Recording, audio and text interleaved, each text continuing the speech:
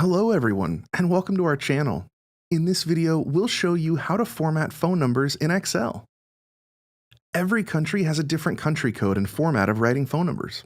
Sometimes, getting phone numbers to display correctly in Excel can be tricky, but with number formatting, these issues can be resolved. Let's do this. Open your Excel file and select the numbers you want to format. Go to the Home tab and click the drop-down arrow in the Number area of the ribbon. Select the Number tab, then choose Special from the list of options. In the Type section on the right, select the Phone Number option and click OK. If you'd like a different format for these numbers, select them and right-click the selection. Click on the Format Cells option, then select Custom. Enter the format you want. When you're done, click OK. This is how we can format our contacts. What other tips do you want to know? Let us know in the comments below. Thank you for watching.